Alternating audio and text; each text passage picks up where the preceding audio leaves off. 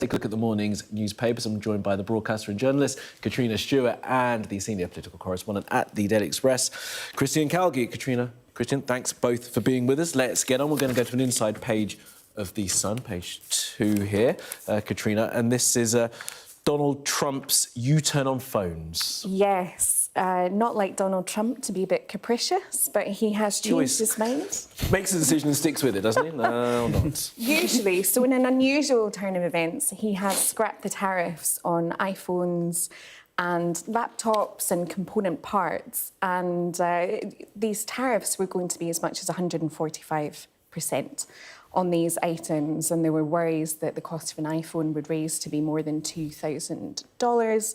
So there's been a big pushback from the tech companies, and they've had, as The Sun describes it, the dream reward of having these tariffs dropped. Trump is saying that this is just to give them a bit of time to move the supply chains from China back to the US. It's very unlikely to be happening, but in the meantime, it is a reprieve. But if there is anything that illustrates the importance of the global supply chain, it is an iPhone. There's 1,000 different components in an iPhone that come from all different countries. So this is a money saver, but we'll see how long it lasts. Yeah, I mean, they were going to be sort of over $2,000, or $2,300, I think is quoted, and people have been rushing to stores to buy them as quickly as possible before these tariffs came in. It's big screen TVs as well that have been yes, and there was an astonishing scene, I think, of Apple flying like 5 planes worth of iPhones before the tariffs came in. But obviously, we saw Tim Cook at the inauguration, sucking up to Trump in a way that I don't think the sort of Californian tech bros were doing in the first term. And clearly that's now paid off big time for I mean, the idea about onshoring the building of iPhones in the US, I guess, is great for the economy there, but it would take decades, surely, to build and get it set up. I don't think you could ever really do it. In fact, and it would cost loads as well. Yeah, it would. I mean, the financial constraints. I mean, Tim Cook has said that the reason they make it in China is, of course, nothing to do with the really cheap labour. It's all to do with China's amazing innovation. But we all know. We all know the truth. Yeah.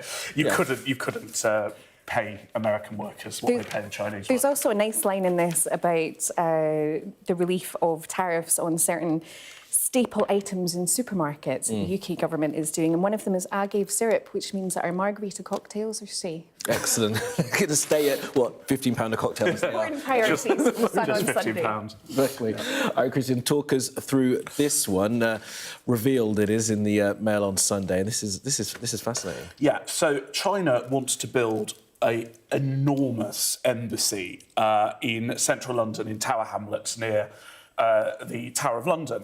And the Mail on Sunday picked up that the planning proposals have revealed some very ominous suites of unlabelled basement rooms and a tunnel that have been redacted for security reasons. And there's speculation that they could be a spy dungeon. And of course, I mean, it's really worrying. I mean, even aside from this, the Conservatives especially, and many other activists, are really trying to persuade Labour to block this development because of concerns given... I mean, we talked about China, and we'll come on to China as well in a minute, about what their threat is from China. We saw it with the steel as well.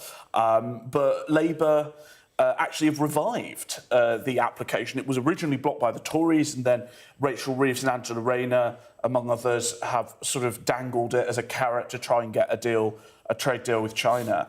And of course, it's been pointed out the irony that this sort of spy dungeon is being built next door to the Tower of London, which used to torture prisoners, and we thought that was behind us. I mean, it would seem extraordinary if this is correct. Of course, now that it has been revealed, I'm sure there'll be plenty of scrutiny as to what's going on with this particular building. Katrina, I mean, it comes as well, doesn't it? In the time after we had the sort of almost the extradition of some Chinese students here taken to these secret police stations by Chinese officials. There is worry that people who are here, Chinese nationals, can be grabbed by the Chinese state.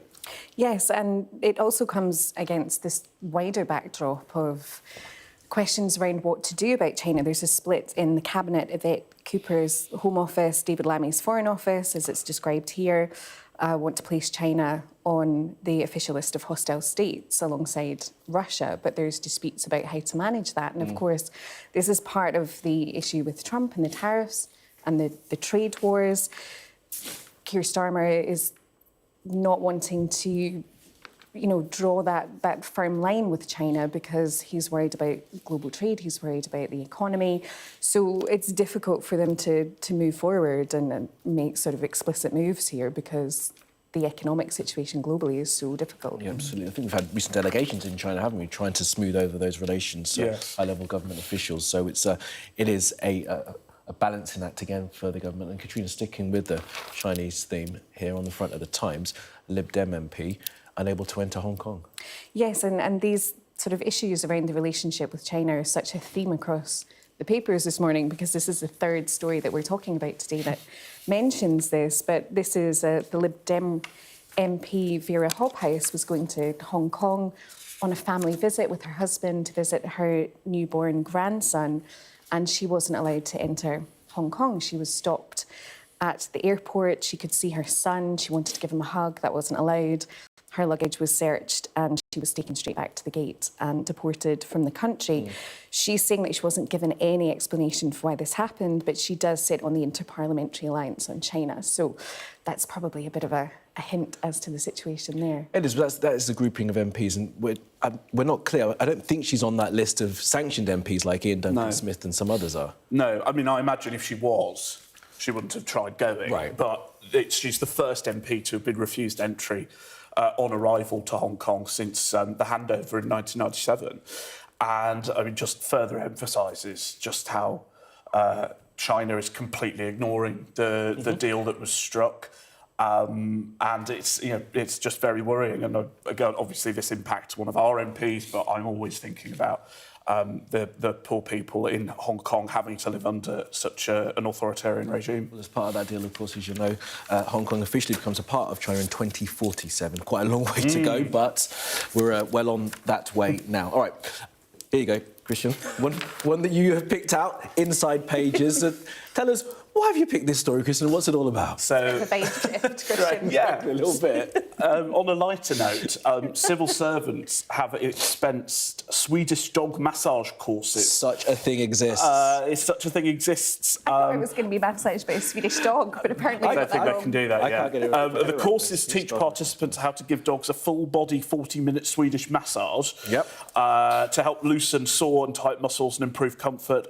They have also spent £474 on dog enrichment, including puzzles. I didn't know dogs could do puzzles. This is a major development.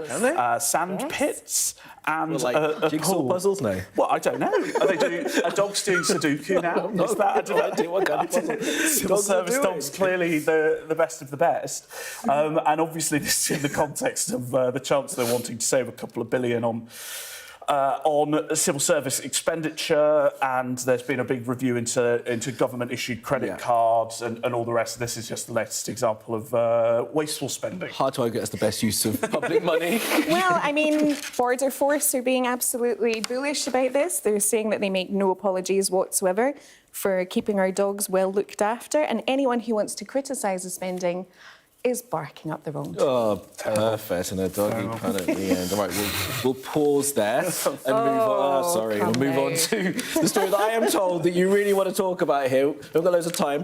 So this is about... This is in the Telegraph as well, page 9. It's about painting potatoes. What's going on? I don't know how this has become so controversial, but Christian and I, Offset, have been having an absolute rammy over this story. I'm all for this. You're sceptical. I mean, I'm sceptical about it. I don't think it's actually happening. Right. But we used to paint eggs, right? And now eggs are too expensive, so we're painting Kids used to paint eggs. do. This is another memory of point of doing this contention. once. There's as a no kid. past tense here. We currently paint eggs.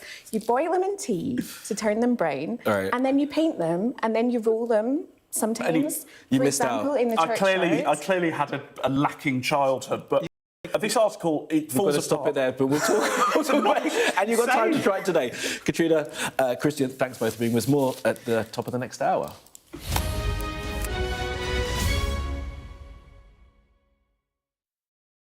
A show of military might